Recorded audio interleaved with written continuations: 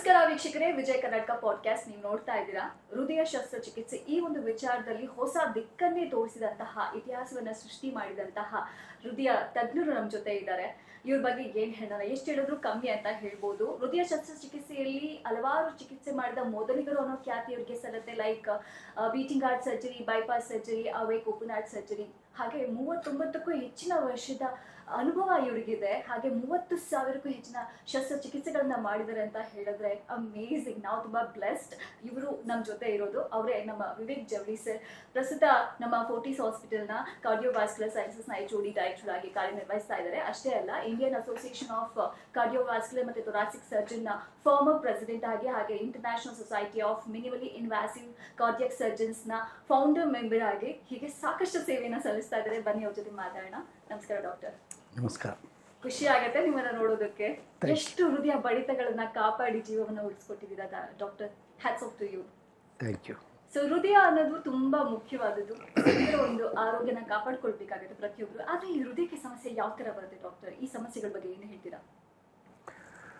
ಈ ಹೃದಯ ಸಮಸ್ಯೆಗಳು we can divide into 5 valves, ಕವಾಟಗಳು, ಕಾರನರಿ ಆರ್ಟ್ರಿ, ಹೃದ್ಘಾತ, ಚಿಕ್ಕ ಮಕ್ಕಳದು by birth heart defects, then heart failure where the pump fail ಆಗುತ್ತೆ, heart transplant, heart and lung transplant, ಈ heart failure different procedures, then miscellaneous ಅಂತೀವಿ, ಎಟ್ಸೆಟ್ರಾ ಎಟ್ಸೆಟ್ರಾ ಎಟ್ಸೆಟ್ರಾ, ಅದರಲ್ಲಿ tumours and all those things. So ಈ ಥರ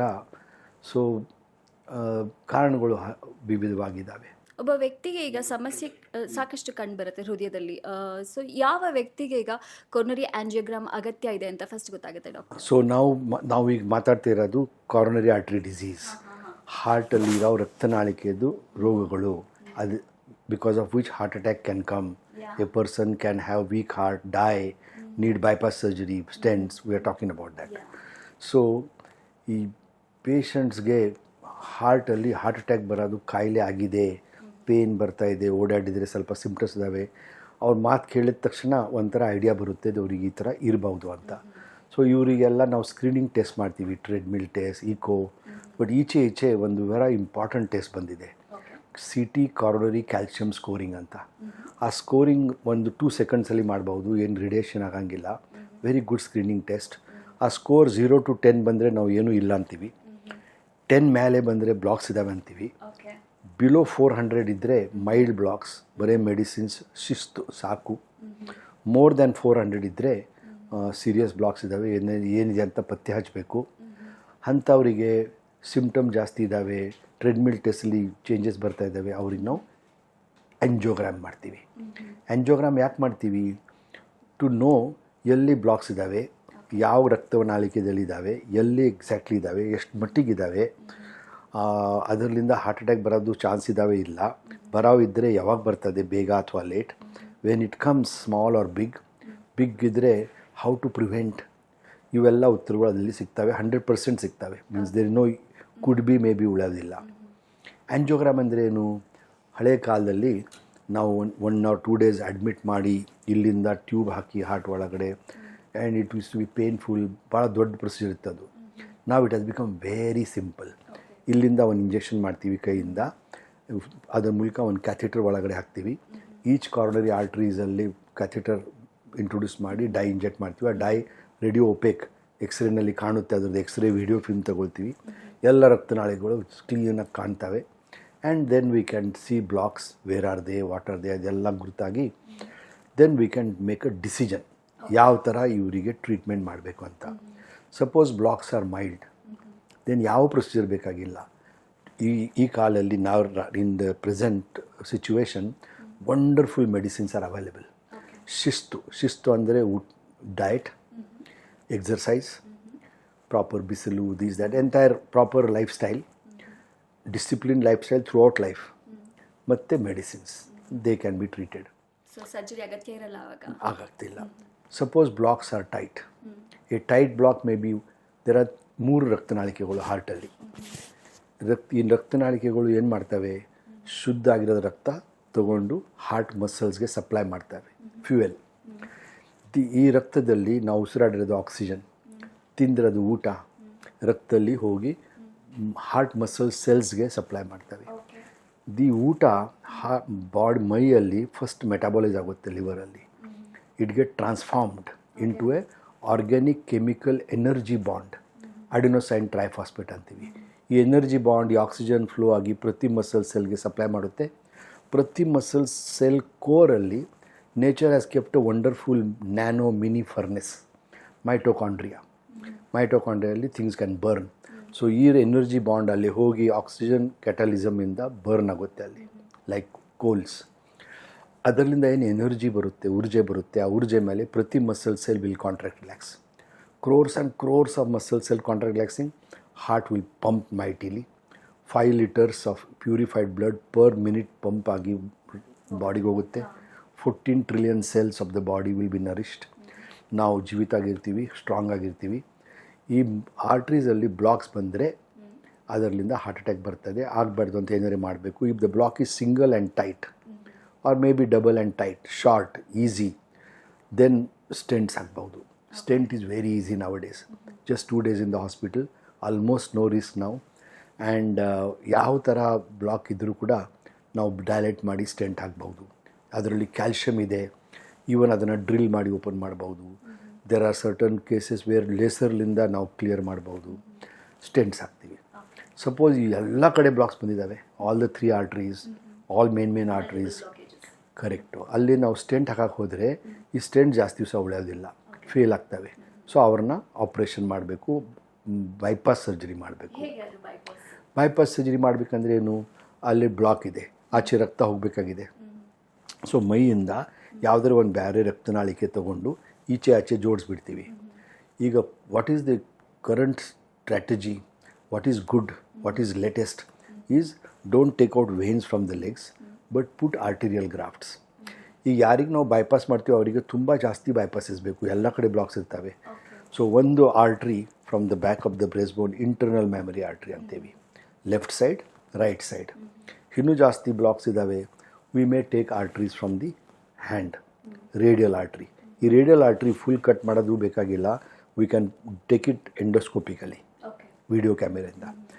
then for right coronary artery, which is very big, even a tight block also may have too much of native flow. ಅಲ್ಲಿ we will not put arteries because they will get into spasm. ಲೆಗ್ಗಿಂದ vein ತೊಗೊಂಡು ಅಲ್ಲಿ ಹಾಕ್ತೀವಿ, ಆಚೆ ಈಚೆ ಜೋಡಿಸ್ಬಿಡ್ತೀವಿ.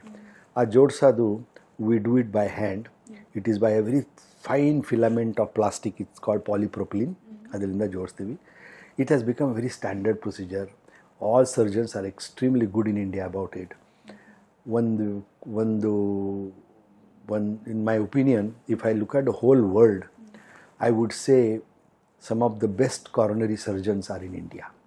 Because massive numbers, too much experience, and now smaller size people, especially women, thin arteries, so it's a very demanding operation. Illi practice ಮಾಡಿರೋರು ಅಂತ doctors, if they end up in America, Canada, or say Saudi Arabia, those arteries are very big in size, those people are tall and long. It becomes a child's play for our surgeons. So coronary artery surgery is done very well in our country. And somebody going for bypass surgery abroad is actually laughable now. You know, full circle. ಇಲ್ಲ ಇದು full circle ಬಂದಿದೆ ಈಗ. India does one of the best bypass surgery in the world. That is ನಿಮ್ಮ contribution ತುಂಬ ಇದೆ doctor ಅದರಲ್ಲಿ. ಹಾಗೆ ಈಗ ಬೈಪಾಸ್ ಸರ್ಜರಿಗೆ ಒಳಗಾದವರು ಫ್ಯೂಚರಲ್ಲಿ ಮತ್ತೆ ಹಾರ್ಟ್ ಅಟ್ಯಾಕ್ ಆಗೋ ಪಾಸಿಬಿಲಿಟೀಸ್ ಯಾವ ಥರ ಇರುತ್ತೆ, ವಾಟ್ ನೆಕ್ಸ್ಟ್, ಆ ಥರದ್ದು ಏನಾದ್ರು ಕಾಣಿಸ್ಕೊಂಡ್ರೆ ಹೇಗೆ ಡಾಕ್ಟರ್? ಬೈಪಾಸ್ ಸರ್ಜರಿ ಒನ್ಸ್ ಮಾಡಿದ್ಮೇಲೆ these people generally will fare better than stents. How do you say that? There are many trials that have been done, stents versus bypass surgery for multi-artery disease. The biggest trial was a trial called the syntax trial. Our time only they brought a new concept of syntax scoring, risk scoring. And if the score is less, you can put stents. If the score is more than 32, we should do bypass surgery. And it's a very sound concept. And this was the first study done at a high cost, involving 18 cooperating centers across US, Canada, many European centers and some Indian centers. And this study had 1800 patients, nicely compared apple to apple, oranges to oranges. And after 5 years of follow-up, the conclusion was, bypass ಮಾಡಿದರೆ repeat procedure ಆಗೋದು chances are very less. Stents ಹಾಕಿದರೆ repeat procedure ಆಗೋದು chances are very high. Now what has happened, when I was a young surgeon, ಆ ಟೈಮಲ್ಲಿ many operation bypass surgery patients used to come back for repeat bypass surgery. Okay. And every week ನಾನು at least 2 repeat bypass surgeries ಮಾಡ್ತಾ ಇದ್ದೆ. All that is gone now. One important drug came, statin. ಈ WhatsApp ಮೇಲೆ ತುಂಬ ಅದನ್ನು abuse ಮಾಡ್ತಾರೆ ಜನ. That is wrong, that is all fake. Statin ಬಂದ ಮೇಲೆ ಈ vein graft failure suddenly drastically ಕಮ್ಮಿ ಆಗೋಯಿತು. Before statin and after statin the bypass surgery outcomes have changed like anything. On top of that, surgeons became more refined. Surgery bhಳ ಚೆನ್ನಾಗಿ ಸ್ಟ್ಯಾಂಡರ್ಡಿಂದ ನಡೀತಾ ಇತ್ತು. So combination of good surgery, good medicines and awareness among the patients that ಅವರು ಡಿಸಿಪ್ಲಿನಿಂದ ಬಾಳಬೇಕು. Proper counselling which is the most important thing, proper medicines and at least every 6 monthly follow-up, so that if something is going wrong, in time we can reverse it. Combination of these factors today, bypass surgery repeat agi ನಾವು ಮಾಡ್ತಾ ಇದ್ದೀವಿ ಅಂತ last 6 months ಅಲ್ಲಿ I don't even remember I have done one also. Wow. So it has become so less, and worldwide it will be 2% of total surgeries will be repeat bypass surgery. Nice. So which means today, if you do a good bypass surgery and the patient is disciplined and taking medicines correctly, then this bypass may go on and on. I have myself many bypass surgery patients, 35 years ಆಯಿತು, second procedure ಯಾವುದು neither stent nor bypass ಆಗಿಲ್ಲ. Many patients, I can quote you a lot of patients who have done well beyond 25 years. Okay fine doctor, ಈಗ ನಿಮ್ಮ ಎಕ್ಸ್ಪೀರಿಯನ್ಸಲ್ಲಿ ಒಂದು cases ಬಗ್ಗೆ ನೀವು ಏನಾದರೂ ಮೆಲ್ಕು ಹಾಕೋದಾದರೆ, because ನೀವು ತುಂಬಾ ಸರ್ಜರಿಗಳು ಮಾಡಿದ್ದೀರಾ, ಹಾಗೆ ವಿಶೇಷವಾಗಿ ಮಾತಾಡೋದಾದರೆ ಕೀ ಹೋಲ್ ಸರ್ಜರಿ ಆಗಿರ್ಬೋದು, ಮಿನಿಮಲಿ ಇನ್ವಾಸಿವ್ ಕಾರ್ಡಿಯಾಕ್ ಸರ್ಜರಿ ಆಗಿರ್ಬೋದು, ಇದ್ರ ಬಗ್ಗೆ ಎಲ್ಲ ಇಂಪಾರ್ಟೆನ್ಸ್ ಬಗ್ಗೆ ಏನು ಹೇಳ್ತೀರಾ? Okay, this is a good question and a good topic. Minimally invasive surgery, what we layman language now keyhole surgery antivi, that has now become a new movement. Yeah. In all the surgery, not only cardiac surgery, neurosurgery, general surgery, abdomen surgery, ಎಲ್ಲ ಕಡೆ, nose, everywhere. So cardiac surgery 1995 we were the first in Australia and Asia region to have done the first minimally invasive bypass surgery. Cunningham Road, Fortis Hospital, that time it was Wokat. That time we did the first case. It was kind of a little unbelievable thing, because it was like instead of eating, we are eating like this anta. But over a period of time, thousands of cases being done, a society was formed in the world of minimally invasive surgeons. Lot more hardware came from the industry, making the surgery more and more easy. Agi, even now it has become easy. Today in India also, we have got our own society of minimally invasive cardiac surgeons. It's almost 7 years old, and large number of patients are operated by minimally invasive or bypass surgery.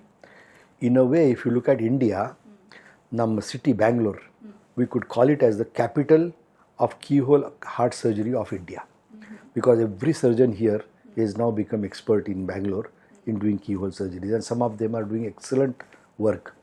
So keyhole surgery ಏನು ಮಾಡ್ತೀವಿ ನಾವು, full open ಮಾಡೋಂಗಿಲ್ಲ, ಸೈಡಿಂದ ಚಿಕ್ಕ incision ಮಾಡಿ ಅದರೆಲ್ಲ endoscope use ಮಾಡಿಕೊಂಡು, combination of direct vision and endoscope, all bypasses ನಾವು ಮಾಡ್ತೀವಿ. ನಾವು ಈಚೆ ರೊಬಾಟಿಕ್ ಅಸಿಸ್ಟೆನ್ಸ್ ಬಂದಿದೆ. There are robots of American origin, and then there is a robot made in India. Both are very good, and with that we can get a very good vision. ಮುಂಚೆ whatever we could see and operate, ಈ robotic ಸರ್ಜರಿನಲ್ಲಿ ಅವು endoscope ನಾವು ಹಾಕಿ ಏನು 3-dimensional vision ನಮಗೆ ಸಿಗುತ್ತೆ. It gives a superlative ease of surgery. So but ನೀವು ಒಂದು ಮಾತು ಅರ್ಥ ಮಾಡ್ಕೋಬೇಕು, people can be very charm that I am not going to open fully, only small. ಇದು ಎಲ್ಲರಿಗಿಲ್ಲ. This is not for all patients.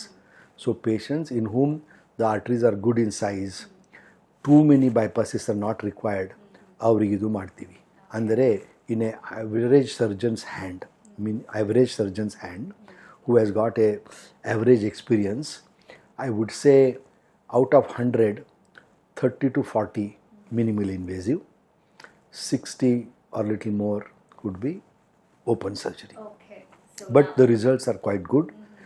But ಇನ್ನೂ ಒಂದು ಅದರ ಮೇಲೆ ಹೇಳಬೇಕಾದ್ರೆ ಒಳಗಡೆ ನಾವು ಏನು ಸರ್ಜರಿ ಮಾಡ್ತೀವಿ it is the same whether we do it small incision or big surgery is the same only the cut is different. So instead of eating like this I am going to eat like this. So what is the bottom line? ನಾವು ಹೀಗೆ ಮಾಡಿದರೆ the ವ್ಯತ್ಯಾಸ ಬರೀ first 1 week pain is less, recovery is fast. But later on, what is most important is long term. 15 ವರ್ಷ ಆದಮೇಲೆ ಏನಾಗ್ತಾ ಇದೆ, and that depends on have you done bypasses for every block or not. ಅದಕ್ಕೆ ನಾವು ಮೆಡಿಕಲಲ್ಲಿ completeness of ರಿವ್ಯಾಸ್ಕ್ಯುಲೇಷನ್ ಅಂತೀವಿ, number 1. Number 2, neatness of the bypasses. What bypasses we do, how neatly we have done. These two will decide long term. And that is always definitely done much better by open surgery. But as you get more and more experience of minimally invasive, surgeons ತುಂಬ refine ಆಗ್ತವೆ, ಕೆಲವು ಜನ ತುಂಬ refine ಆಗಿದ್ದಾವೆ and ಆಗ್ತಾನೇ ಇದ್ದಾವೆ. ಪರಂತು today ನಾವು ಬಹಳ ಕಾನ್ಫಿಡೆನ್ಸ್ಲಿಂದ this surgery is as good as open surgery ಅಂತ ಹೇಳೋಕ್ಕಾಗಂಗಿಲ್ಲ. To tell that at least 5 years follow up and a large number of patients head to head compare ಮಾಡಬೇಕು. ಅಂಥ ಟ್ರಯಲ್ಸ್ ಇನ್ನೂ ಒಳ್ಳೆ ಡಿಪೆಂಡೆಬಲ್ ಟ್ರಯಲ್ಸ್ ಇನ್ನೂ ಇಲ್ಲ. But from our gross vast experience we can say that this surgery whomever it is possible can be done almost equal ease. Okay. So ಯಾವುದೇ ಒಂದು ಹೃದಯ ಶಸ್ತ್ರಚಿಕಿತ್ಸೆ ಆಗಿರ್ಬೋದು, ಎಷ್ಟೊಂದು ವಿಧ ಇದೆ, ಅದು ಎಲ್ಲರಿಗೂ ಸೂಟ್ ಆಗಲ್ಲ. ಯಾರ್ಯಾರಿಗೆ ಯಾವ್ಯಾವ ಹಂತದಲ್ಲಿ ಯಾವ್ಯಾವ ರೀತಿ ಕಾಂಪ್ಲಿಕೇಶನ್ಸ್ ನಾವು ಅವ್ರು ಫೇಸ್ ಮಾಡ್ತಾ ಇದ್ದಾರೆ ಅದ್ರ ಮೇಲೆ ಕೂಡ ಡಿಸೈಡ್ ಆಗುತ್ತೆ ಅಂತ ಹೇಳ್ತೀರಾ ಡಾಕ್ಟರ್?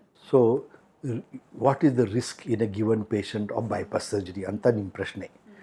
ಈ ರಿಸ್ಕ್ ಎಷ್ಟಿದೆ ಅಂತ ಕರೆಕ್ಟಾಗಿ ಹೇಳಬೇಕು ಅಂತ ನಾವು there are very better indices risk score ಅಂತ ಮಾಡಿದ್ದೀವಿ.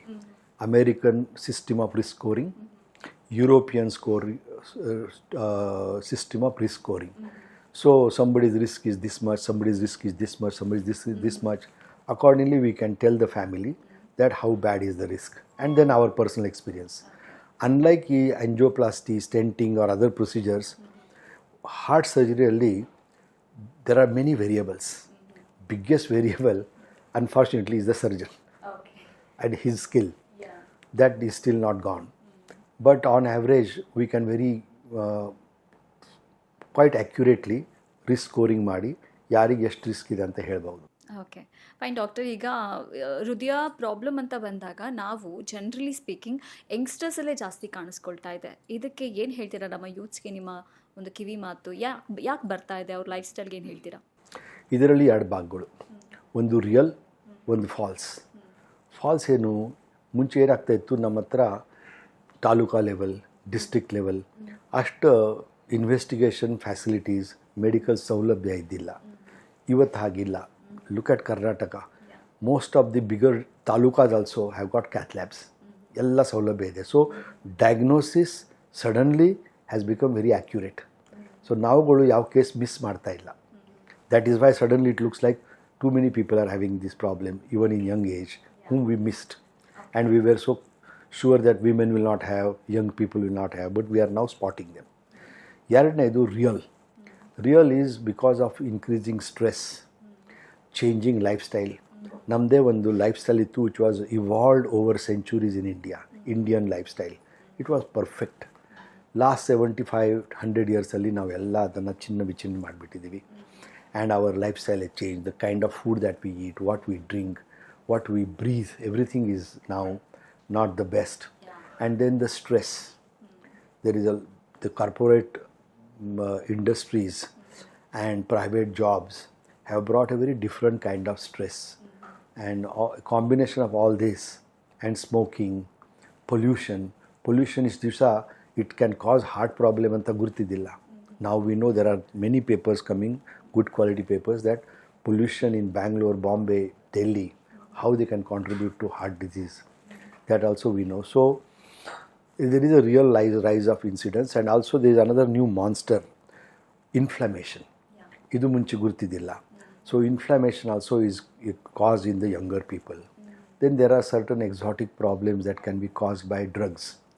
See, in Bangalore, now ಅಷ್ಟು drugs never we saw.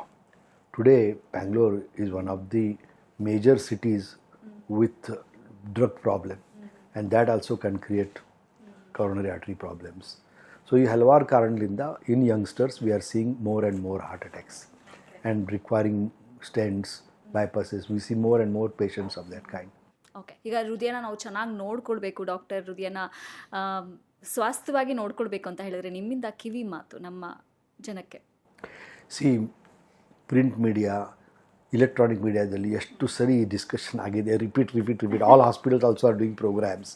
So discipline in food, some exercise compulsory, never smoke, very minimal moderate or less than moderate alcohol, and if family history idre wake up call early, and screening for diabetes, blood pressure, family history blood pressure or diabetes iddidre young age alli, then very close observation and follow up beku. Now we say, unlike in the past, right from the age of 20 better to start medical checks. But today there are good tests, simple tests, and accurately we can screen. ತುಂಬ ಒಳ್ಳೆ ಕಿವಿ ಮಾತು ಕೊಟ್ಟಿದ್ದೀರಾ, ಹಾಗೆ importance ವಿಚಾರಗಳನ್ನು ತಿಳಿಸ್ಕೊಟ್ಟಿದ್ದೀರಾ doctor. And ನೀವು ಎಲ್ಲರಿಗೂ ಮಾರ್ಗದರ್ಶಕರಾಗಿದ್ದೀರಾ, ಎಲ್ಲರಿಗೂ inspiration. ನಿಮಗೂ ಲೈಕ್ ಸಾಕಷ್ಟು ಒಂದು ಸೇವೆಗಳನ್ನು ಸಲ್ಲಿಸ್ತಾ ಇದ್ದೀರಾ. ಇನ್ನು ಮುಂದೆ ಅದೇ ರೀತಿಯ ಒಂದು ಮಾಡುವಂಥ ಒಂದು ಆರೋಗ್ಯ ಭಾಗ್ಯ ದೇವ್ರು ಕೊಡಲಿ ಅಂತ ನಾವು ಕೇಳ್ಕೊಳ್ತೀವಿ. Thank you so much for being with us. Actually one podcast is not enough. ಮತ್ತೆ ಸಿಗ್ತಾ ಇರೋಣ. Thank you so much doctor. So ನಮ್ಮ ಹೃದಯವನ್ನು ಕೇರ್ ಮಾಡಿ ಜೀವನವನ್ನು ಸ್ವಾಸ್ಥ್ಯವಾಗಿಸ್ಕೊಳ್ಳೋಣ ಅಂತ ಹೇಳ್ತಾ ಇದು ಇವತ್ತಿನ ವಿಜಯ ಕರ್ನಾಟಕ ಪಾಡ್ಕಾಸ್ಟ್. ಮತ್ತೆ ಸಿಗೋಣ. ನೋಡ್ತಾರಿ ಕೇಳ್ತಾರಿ ವಿಜಯ ಕರ್ನಾಟಕ ಪಾಡ್ಕಾಸ್ಟ್.